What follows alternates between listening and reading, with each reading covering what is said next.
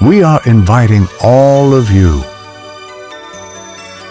to join us in our virtual Dawn Watch meeting at 4 a.m. and Sunset Prayer meeting at 6 p.m. daily, hosted by Reverend Dr. Alex C. Nozuelo. Let Jesus Christ change your life. Be blessed with His words of encouragement. Pabuti po ng Panginoon. Amen, amen. Meron Kristo sa buhay. Amen. Hallelujah. Thank you, Lord.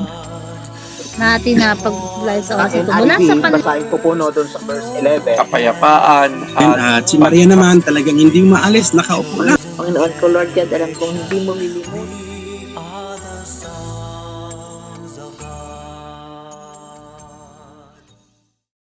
For today's Sunset Prayer meeting, sa biyaya ni Lord at sa oras na to, sa Ubasan ng Prayer Faith Church ay gaganap tayo ng ating pang 243 days ng ating Sunset First Watch Prayer.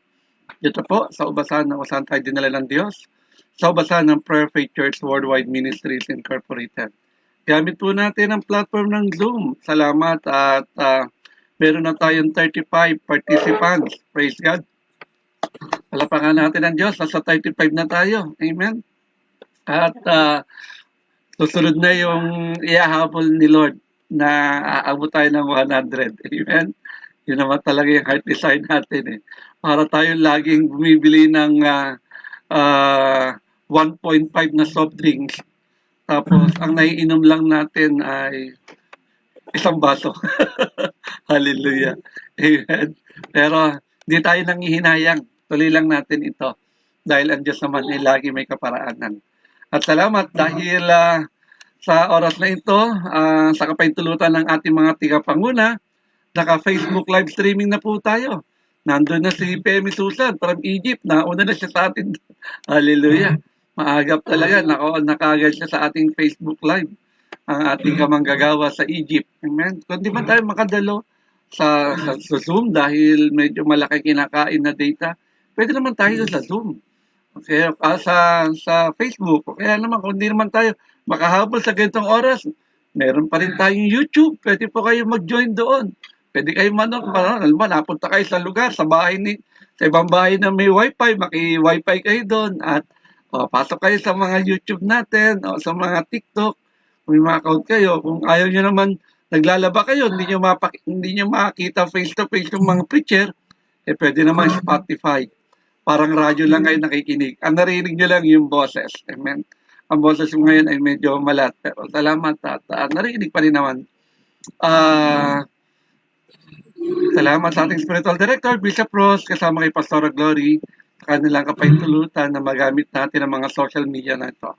Salamat din sa mga kamanggagawa na ginagamit ni Lord para sa ating other platform pa na nagagamit. Mula sa araw na to, salamat din sa buhay ni Pastora Bian na inako na yung ating obligasyon na sa lahat ng ating mga pagkakaloob ay sa kanya na babagsak. Amen. At salamat din sa tulong din ng mga ibang kamanggagawa na nakisa. Tayaan natin tayo ay managumpay. Kaya siguro may kukomment lang natin, ang lahat na mag-share ng Word of God ngayon ay talagang merong pagpapala. Amen. Kahit pa paano. Hallelujah. Hindi na tayo nag-preach tapos wala lang. Hindi talagang yung heart desire natin ay dahil papasok na tayo sa pang-7 taon ng Donwas. Kailangan mas maganda, nag-i-improve at lumalago, sumasagana. Amen. At napaganda po ng mensahe ngayon ng ating Diyos, August 1, unang araw po ng buwan ng Agosto.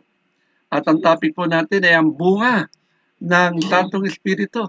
Nilagyan na itong S, binura ko yung S. Okay, dahil fruit Pag sinabi natin fruit of the Holy Spirit, ay isa lang naman yan. Iisa lang naman yan.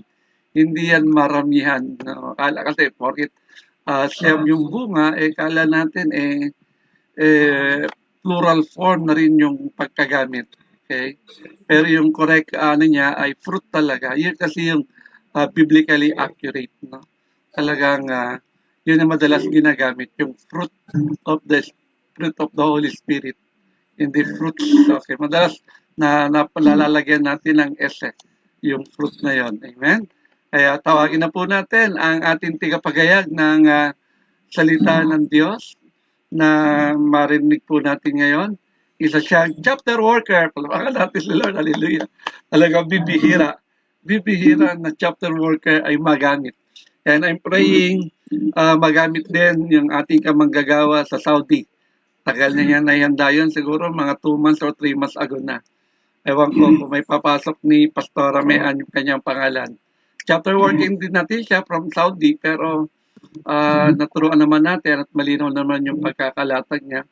At ito rin ngayon, chapter worker din sa pangunguna ng kanyang tigapanguna, si Reverend Dr. John Brode, ay alam ko na check na lahat yung mga sasabihin ng kamanggagawang ito. Ang maghahayag po ng salita ng Diyos for second time around, si chapter worker Jewel Lane de Guzman Cano. Nax, your turn. Hallelujah. Hindi po, sa ating lahat. Praise Narinig God. po ba ako? Nagugulat nga kami. Naka-mute ka pero narinig ka namin. Sige. Sira na kasi yung mic nitong laptop. Hallelujah. Yun po, isang mapagpalang hapon po sa ating lahat at sa ating mga tagapanguna, Ayun. sa lahat po ng kapastoran at sa lahat po ng mga nakakapakinig po ng ating sunset po. Amen. Ako Amen. po ay nagpapasalamat muli sa ating Panginoong Diyos at sa ating mga tagapanguna sa pribilehiyong magamit muli Thank you, Lord. upang magpahayag ng salita ng Diyos. Amen. At ako na po ay, hindi ko na po ito patatagalin o umpisahan ko na po. Ang topic po na ating pag-aaralan sa hapong ito ay the fruit of the Holy Spirit na Yes. may tema, what kind of fruit are you bearing? O sa Tagalog, anong uri ng bunga ang iyong ibinubunga? Praise God. Ang teksto natin ay matatagpuan sa Galatians chapter 5 verse 22 to 25. Sinasabi po rito, subalit ang bunga ng Espiritu ay pag-ibig, kagalakan, kapayapaan, at pagtiyatsaga, kabaitan, kabutihan, katapatan, Praise God. kahinahunan, at pagpipigil sa sarili. Walang batas laban sa mga ganito. At ipinako na sa krus ng mga nakipagkaisa kay Kristo Jesus ang kanilang laman at ang masasamang hilig nito. Kung binigyan tayo ng buhay ng Espiritu, mamuhay rin tayo ayon sa Espiritu. Tayo po'y manalangin, mga kapatid. Father God in heaven, sinasamba ka po namin at pinapapurihan. Maraming salamat po muli sa pagkakataong ito na ako ay magamit sa iyong gawain. Samahan mo po ako, Panginoon, at itago sa iyong likuran dahil tunay nga wala akong kayang gawin kapag wala ang iyong pagsama. Maraming salamat po muli sa pangalan ni Jesus. Amen. Yan po. So, sa pagsisimula po natin, nais ko pong itanong sa bawat isa ang isang simpleng katanungan. Kung ang buhay mo ay isang puno, anong uri ng bunga ang makikita rito? So, may kasabihan nga tayo, mga kapatid. Ang puno ay nakikilala sa kanyang bunga. Amen. Kapag nakakita po tayo ng puno ng mangga na hitik sa bunga, hindi mo na ito kailangan tanungin pa kung anong puno iyon. Ang bunga mismo ang magsasabi ng pagkakakilanlan nito. Tama. Ngayon din ang buhay ng isang Kristiyano, mga kapatid. Hindi tayo unang nakikilala sa ating mga sinasabi. Hindi tayo unang nakikilala sa ating mga kasuotan. Hindi tayo unang makikilala sa ating posisyon sa simbahan. Hindi tayo unang nakikilala sa dami ng ating alam sa Biblia. Nakikilala tayo, mga kapatid, sa ating bunga. Amen. Maraming nagsasabi, Kristiyano ako, leader ako sa simbahan namin, matagal na ako nagsisimba at nagme-ministeryo ako. Di ba po, may mga ganong tao. Proud kasi sila sinasabi po nila kung ano yung katayuan nila sa pananampalataya nila. Ngunit ang tanong ng Diyos ay hindi gaano katagal sa simbahan Hindi po yun ang nakikita ng Panginoong Diyos. Hindi rin ano ang posisyon mo sa ministeryo. Ang tanong niya sa atin mga kapatid, anong uri ng bunga ang iyong ibinubunga? Ito ang nais ipaalala sa atin ni Apostol Pablo na sa mga taga-Galasya. Sa mga naunang talata, kung babasahin po natin yung mga nauna po sa Galasya, inilista niya ang mga gawa ng laman. Immoralidad, galit, alitan, inggit, paglalasing at iba pa. Ngunit sa talata 22, biglang nagkaroon ng pagbabago, mga kapatid, tulad ng nabasa natin. Hindi na tungkol sa laman, kundi tungkol na ito sa Espiritu Santo. Ang sinabi niya, di po ba yung nabasa natin? Datapwat ang bunga ng Espiritu. Ibig sabihin, mga kapatid, ang tunay na buhay na pinaghaharian ng Espiritu Santo ay may nakikitang bunga. So basahin natin muli ang ating pangunahing talata. Datapwat ang bunga ng Espiritu ay pag-ibig, katwiran, katuwaan, kapayapaan, pagpapahinuhod, kagandahang loob, kabutihan, pagtatapat, kaamuan, pagpipigil. Laban sa mga gayong bagay ay walang kautusan. At ang mga kay Kristo Jesus ay ipinako sa krus ng ang laman pati ang mga masasamang pita at mga pita nito. Kung tayo'y mabubuhay sa pamamagitan ng Espiritu, ay magsilakad naman tayo sa pamamagitan ng Espiritu. Mga kapatid, matapos nating marinig ang salita ng Diyos, nais kong ibalik ang ating tema. Anong uri nga ba ang bunga na ating ibinubunga? Ngayon, paano nga ba natin malalaman ang sagot? Hindi ito nasusukat sa dami ng ating mga ginawa, mga kapatid. Hindi rin ito nasusukat sa dami ng ating alam. Nakikita ito sa bunga ng ating buhay. Kung ano yung pinapakita natin, kapatid, yun ang bunga. Kaya dumakot tayo sa ating unang puntos, mga kapatid. Point 1. The fruit reveals your character. Na nasa verse 22 to 23. But the fruit of the Spirit is love, joy, peace, forbearance, kindness, goodness, faithfulness. 23. Gentleness and self-control. Against such things there is no law. Sinasabi rin po sa Mateo chapter 7:16. Sa kanilang mga bunga ay inyong makilala sila. Hindi sinabi ni Jesus, mga kapatid, na makikilala sila sa kanilang talento. Hindi niya rin sinabi na makikilala sila sa kanilang posisyon. Amen. Hindi niya rin po sinabi na makikilala sila sa dami ng kanilang ministry. Ang sinabi niya, sa kanilang mga bunga. Ang bunga ang nagpapakita kung sino ang tunay na nagkahari sa ating puso, mga kapatid. Kapag ang Espiritu Santo ang naghahari, makikita ang pag-ibig, makikita ang kapayapaan, makikita ang pagpipigil sa sarili, at makikita ang kabutihan. Yan po, kapatid. Sa mababasa rin po natin sa 1 chapter 15 verse 5. Ako ang puno ng ubas, kayo ang mga sanga, sapagkat kung kayo'y hiwalay sa akin, ay wala kayong magagawa. Hallelujah. Amen. Hindi natin kayang mamunga sa sarili nating lakas, mga kapatid. Hindi tayo magiging mapagmahal dahil mabait tayo. Tama. Hindi tayo magiging mapagpatawad dahil malakas tayo. Ang bunga ay bunga ng ating relasyon sa ating Panginoong Hesukristo. Mga kapatid, imagine na lang natin, mga kapatid, isipin natin na may isang baso na puno ng tubig. Habang nakapatong ito sa lamesa, walang natatapon, di po ba? Yung steady lang po siya na nasa lamesa, na walang gumagalaw. Di po ba? nandun lang po, hindi pa natin alam kung ano yung nasa loob. Ngunit kapag may bumangga rito, ano pong mangyayari? Di po ba matatapon? So kung natapon po, nakita po natin kung ano po yung nasa loob ng baso, kung yun yung tubig. So ganun din po ang ating puso, mga kapatid.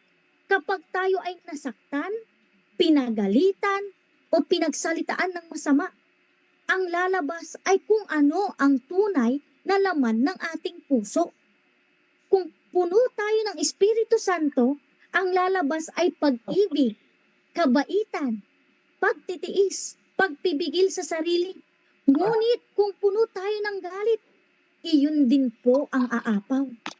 Di po ba? Pag sinaktan ka, sasaktan mo din. Di po ba? Kasi nga, yun yung ano natin nasa loob natin kung negative, yung nasa puso natin. Di po ba? Pag sinapak ka, sasapakin mo din. Walang pagpipigil. Di po ba? So, kapag may nanakit sa iyo, kapatid, ano ang lumalabas? Galit po ba o pagpapatawad? Alam po natin yan sa sarili natin.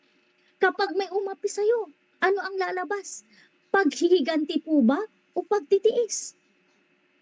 Kapag may nagsalita laban sa iyo, ano ang lalabas sa iyo? Masasakit na salita po ba o kahinahunan? Kapag hindi ka pinahalagahan, ano ang lalabas sa iyo? Sama po ba ng loob o kabutihan? Kapag nakaharap ka sa tukso, ano ang lalabas sa iyo? Magpapadala ka po ba sa tukso o pagpipigil sa sarili? Doon nasusubok ang bunga ng Espiritu, mga kapatid. Hindi sa panahon ng kaginhawaan, kundi sa gitna ng pagsubok.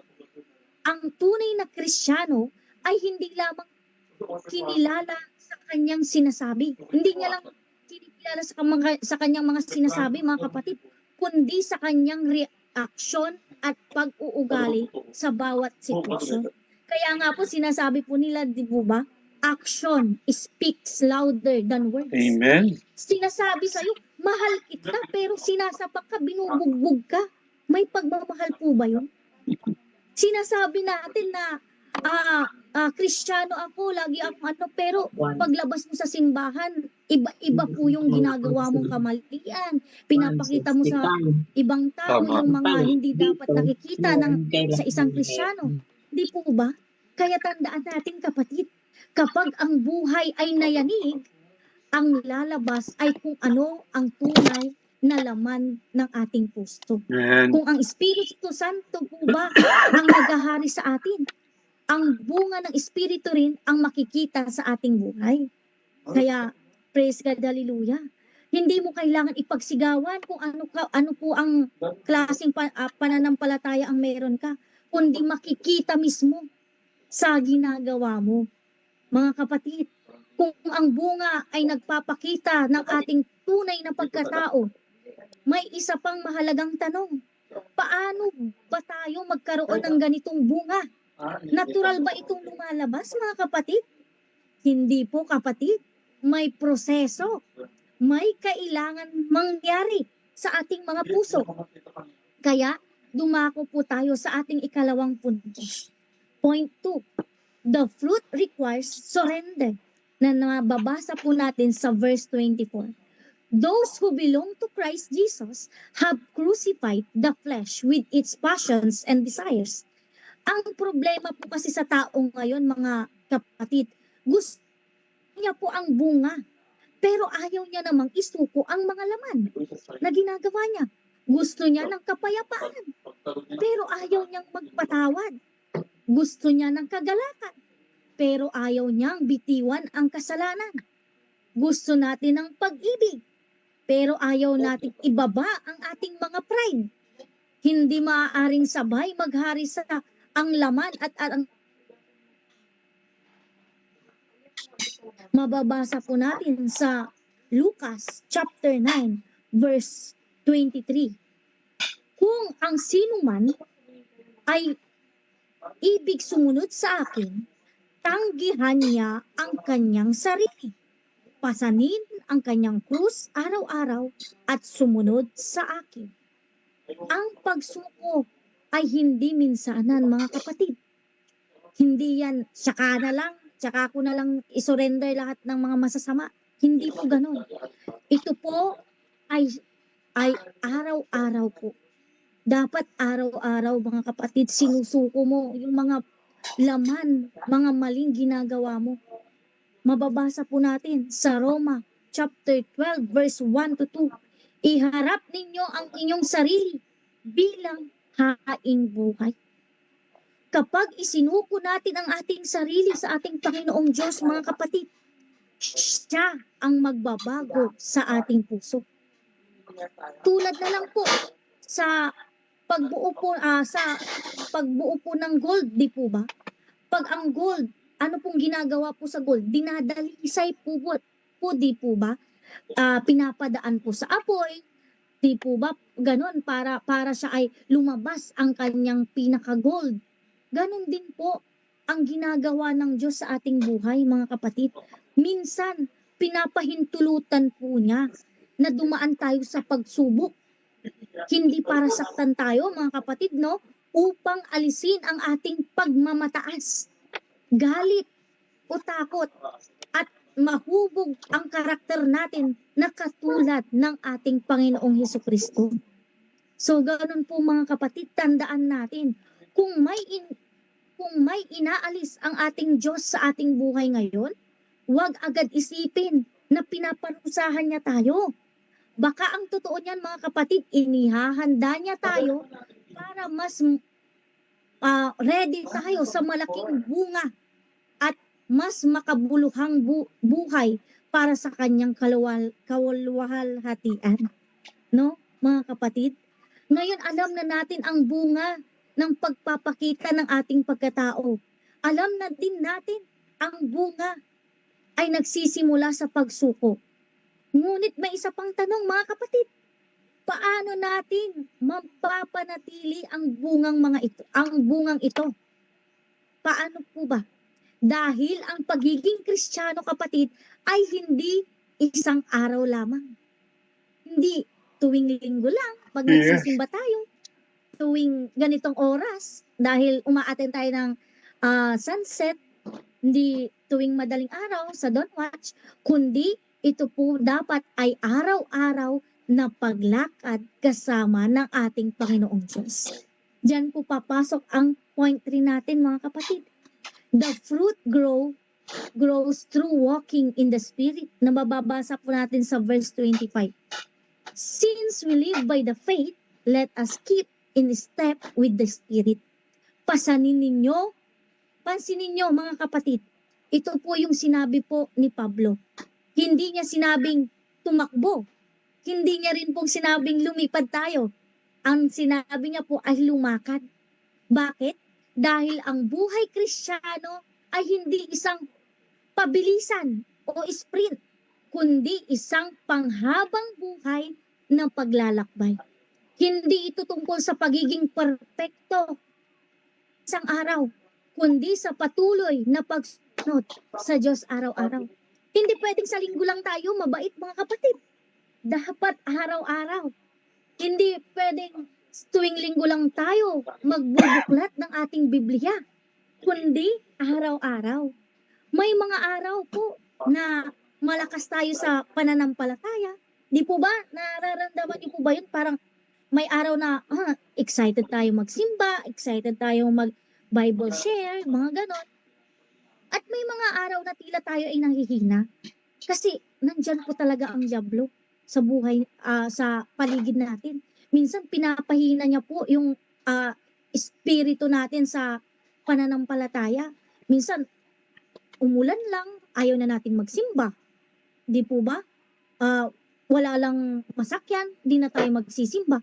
Di po ba, sabi nga nila, kung may paraan, ano yung sabi po nila, lahat po ng bagay ay may paraan. Di po ba? Ngunit, may mga araw na tila tayo ay nanghihina, ngunit ang mahalaga ay hindi tayo humihinto, mga kapatid, sa paglakad kasama ang Espiritu Santo. Yun po ang pinakamahalaga sa lahat, kapatid. Kahit ano po man po ang pagsubok na pagdaanan natin sa buhay natin, wag na wag po tayong hihinto. Dahil hindi natin alam, Mamaya, yung araw na hindi ka nagsimba, yun din po ang araw ng katapusan mo sa mundong ibabaw na ito. Di po ba? Hindi natin alam. Yung araw na mas inuna mo yung mga bagay na hindi nalulugod ang Panginoong Diyos. Pero yun na pa po pala yung last mong chance. Di po ba? Hindi po natin alam. Kaya mababasa din po natin sa John chapter 15:4, manatili kayo sa akin sapagkat ang sanga ay hindi na makapamumunga kung hindi nananatili sa puno. Hindi kayang mamunga ang sanga kapag hiwalay ito sa puno. So gayon din tayo mga kapatid.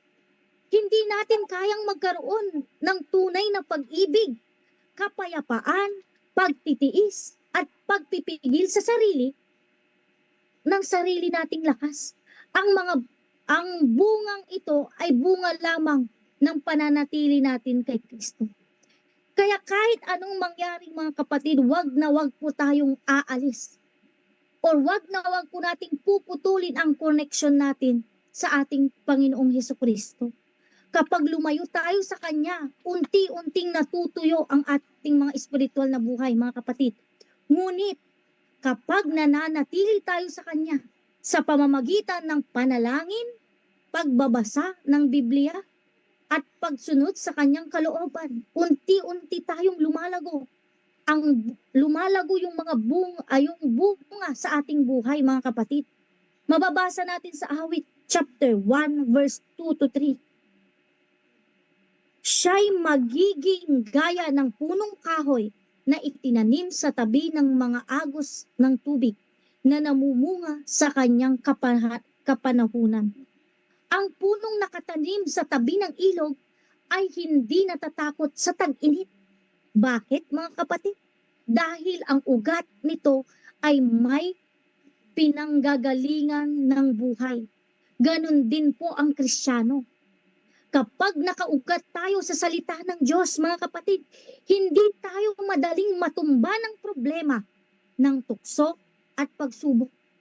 Na kahit anong ibigay sa ating pagsubok, hindi tayo tatablan yan. Kasi alam natin, may Panginoon tayo may Diyos tayong buhay na nakikinig sa atin, na pro-protekta sa atin. Maaaring dumaan tayo sa tagtuyot ng buhay natin mga kapatid. Ngunit hindi tayo matutuyo dahil ang ating Panginoong Diyos ang ating pinagmumulan ng lakas. Di po ba? Hallelujah. At pansinin nyo ang sinabi sa talata mga kapatid, namumunga sa kanyang kapanahunan. Di po ba? Ibig sabihin nun kapatid, may tamang panahon ang Diyos sa ating paglago. May perfect timing po lagi. May mga taong mabilis ang pagbabago. May mga taong dahan-dahan naman po. Ngunit ang mahalaga ay patuloy tayong lumalakad kasama ng Espiritu Santo. Isipin ninyo mga kapatid, di po ba sa bata? Kung hindi pa po siya marunong lumakad, di po ba pag nagpa-practice siya, pag nag-uumpisa siyang maglakad, nadudulas, nadadapa, minsan nga po umiiyak kasi nasasaktan, di po ba? Pero hindi po siya humihinto. Gustong-gusto niya pa rin pong itry na maglakad ng maglakad. Kaya darating po yung panahon na kaya niya nang tumindig, kaya niya nang maglakad, hanggat sa kanya nang tumakbo. Ganon din po ang espiritual na buhay, mga kapatid. May mga panahon, may mga pagkakataong tayo ay nadarapa dahil sa mga kasalanan o kahinaan. Ngunit ang nais ng Diyos sa atin ay huwag tayong manatiling nakahandusay. Nandyan, anong gagawin natin? Tumayo tayo, magsisi at magpatuloy sa paglalakad kasama niya. So, praise God kapatid, no? Mga kapatid, huwag tayong panghinaan ng loob. Kung hindi pa tayo nakakikita ng lahat ng bunga ng Espiritu sa ating buhay. Ang bunga ay hindi minamadali.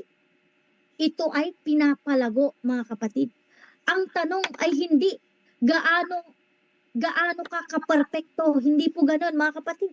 Ang tanong ay, mas malapit ba ako kay Kristo kaysa kahapon? Di po ba yan ang tanong mo, kapatid?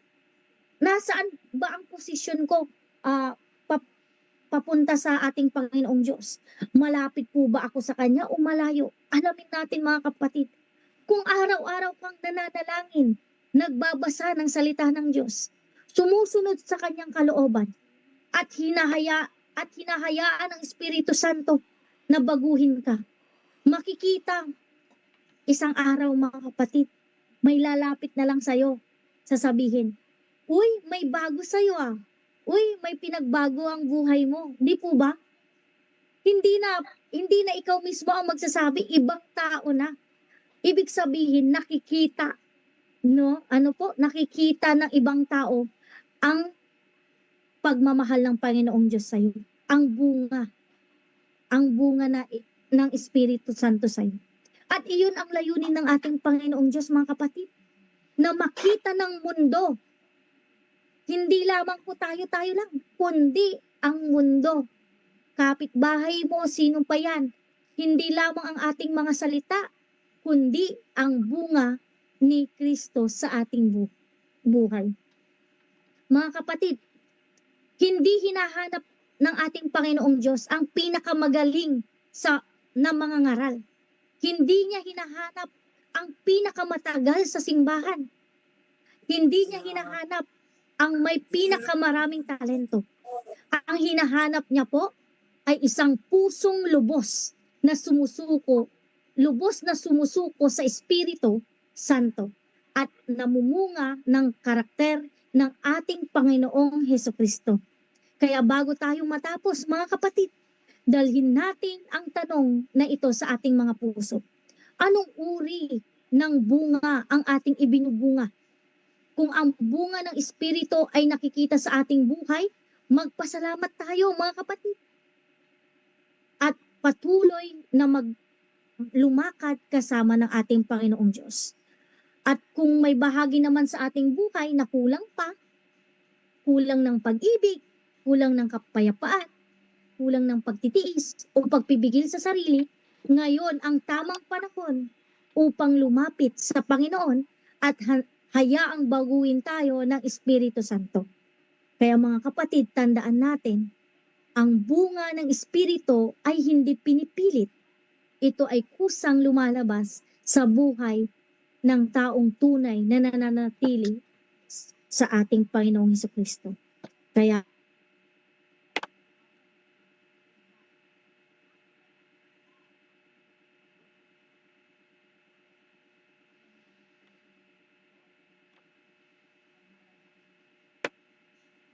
isipan,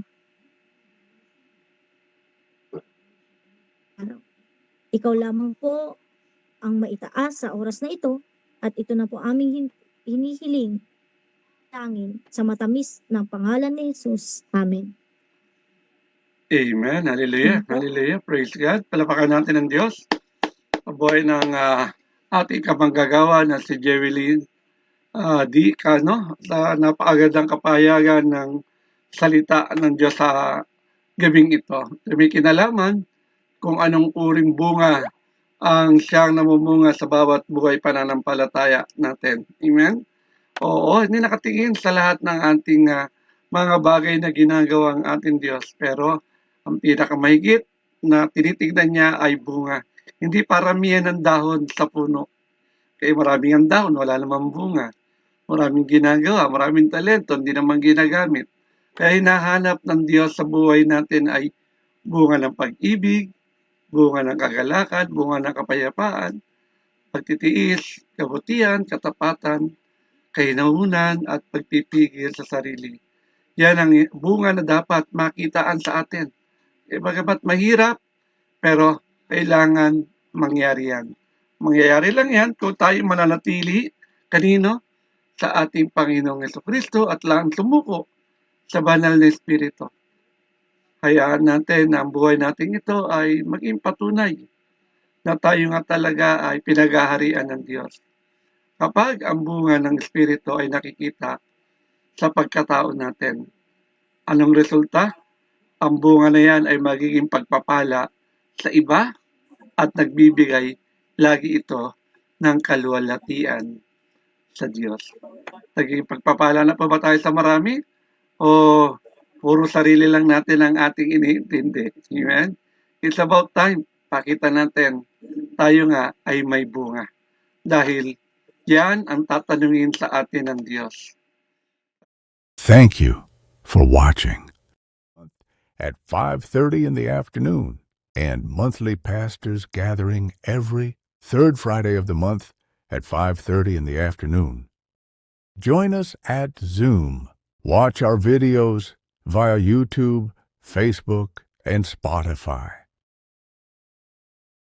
Thank you, and God bless.